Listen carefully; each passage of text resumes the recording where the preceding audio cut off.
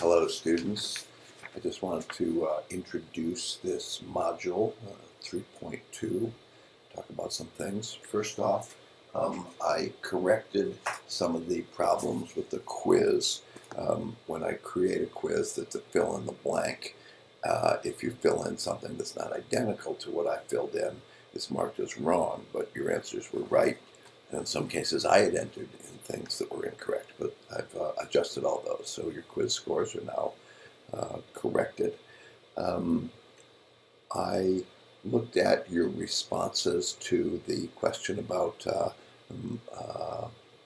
McLuhan Fiore being correct or incorrect in terms of their, or Lupton and Miller being correct or incorrect in their estimation of the seemingly insignificant impact of McLuhan and Fiore.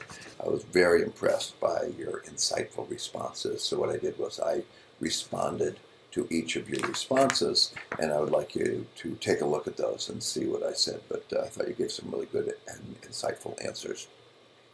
I've created a discussion board for your visual autobiography. So when I made that assignment, it was for you to submit files online that only I get to see, and so you haven't seen each other's responses, and I think there's a benefit to seeing each other. So what I'd like you to do now is upload your visual autobiographies and make at least one comment on some design decision that you made. And so what I did was I uploaded mine and just made a brief comment on one of the design decisions I made, which I was pleased with that, having made that decision. In this module, there's a particularly notorious example of a doctored journalism photograph. So as you are completing visual design assignment number 2, you're realizing you can make things not be true to life.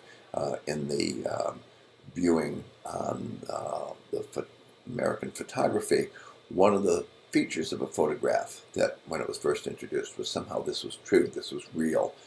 And we now live in a time when, of course, they can be altered radically. And so there's a particularly outrageous example of a doctored photograph in there.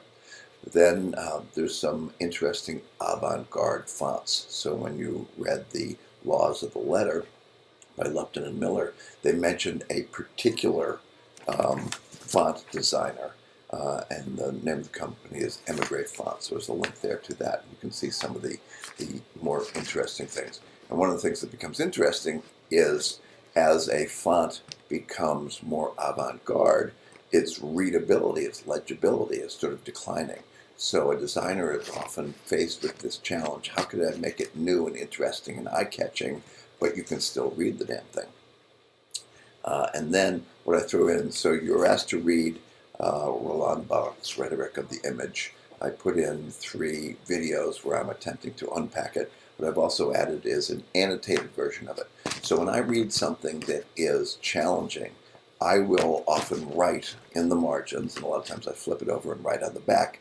And what I find myself doing is if the author is making an argument, I am arguing back to the author, questioning their claims, etc. So if you find some readings quite challenging, well, that's par for the course. It's a graduate course, and some of these readings are challenging, and I just wanted to see how it is that I deal with a particularly challenging reading. And then I put in a quiz on Laws of the Letter, and then there are also a couple of readings for July 22nd. So again, that's Sunday. So if you can have read those readings by midnight Sunday, then Monday, when I open up Module 4.1, we'll sort of be on the same page in terms of some new content. So I hope that is all clear. And once again, when I occasionally forget to publish something or make available something that I meant to, I'm always happy when one of you writes an email and says, well, I can't find this quiz, or that isn't there. And I will try not to keep doing that. So I look forward to seeing your visual design projects number 2, and I'll talk to you later.